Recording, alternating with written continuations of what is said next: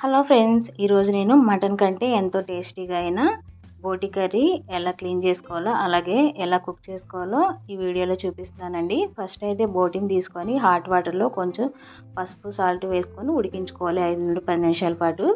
తర్వాత పైన ఈ స్కిన్ అంతా కూడా ఒక షార్ప్గా ఉన్న స్పూన్ తీసుకొని ఇలా మొత్తం పీల్ చేసేసుకోవాలండి. తర్వాత ఇలా చిన్న చిన్న ముక్కలుగా కట్ చేసుకొని మళ్ళీ కొంచెం ఉప్పు ఇంకా పసుపు వేసుకొని క్లీన్ చేసేసుకొని మ్యారినేట్ చేసి పెట్టుకోవాలి. ఉప్పు కారము తర్వాత పసుపు జింజర్ గార్లిక్ పేస్ట్ ఆయిల్ వేసి 20 నిమిషాలు మ్యారినేట్ చేసి ఫ్రిడ్జ్లో అయితే పెట్టేసుకోవాలి.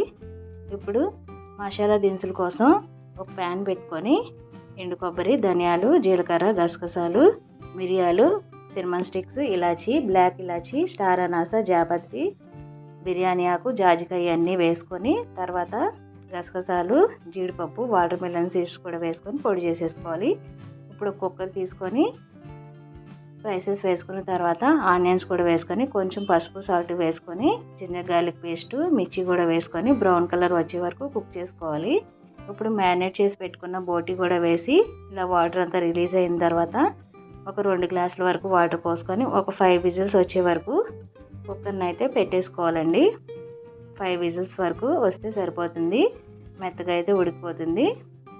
5 విజిల్స్ తర్వాత నాకైతే ఇలా బోటి చక్కగా ఉడికిపోయింది. ఇప్పుడు మనం పొడి చేసుకున్న గరం మసాలా కూడా వేసుకొని కస్తూరి మేతి తర్వాత కరివేపాకు, కొత్తిమీర కూడా వేసుకొని సర్వ్ చేసేసుకుంటే ఎంతో టేస్టీ అయిన బోటి కర్రీ అయితే రెడీ అయిపోయింది. చాలా చాలా టేస్టీగా ఉంటుందండి. ఒకసారి ఈ ప్రాసెస్లో ట్రై చేసి చూడండి, మళ్ళీ చేసుకొని తింటారు. అంత టేస్టీగా అయితే ఉంటుంది. వేడివేడి అన్నంలో ఇలా బోటి కర్రీ వేసుకొని తింటే చాలా చాలా టేస్టీగా ఉంటుంది. ఒకసారి ఇదే ప్రాసెస్లో ట్రై చేసి చూడండి. నేను చెప్పిన ఇంగ్రీడియంట్స్ కూడా ఎక్కడ స్కిప్ చేసుకోకుండా వేసుకోండి. అప్పుడే బోటి కర్రీ స్మెల్ లేకుండా చాలా చాలా టేస్టీగా అయితే ఉంటుంది. ఫుల్ వీడియో కావాలంటే కింద ప్లే బటన్లో ఇస్తాను చూడండి. వీడియో కనుక మీకు నచ్చినట్టయితే ప్లీజ్ లైక్ చేయండి, షేర్ చేయండి, సబ్స్క్రైబ్ చేసుకోండి. మీరు ఇచ్చే చిన్న లైక్ మాకు చాలా అమూల్యం. Thank you for watching. Bye bye.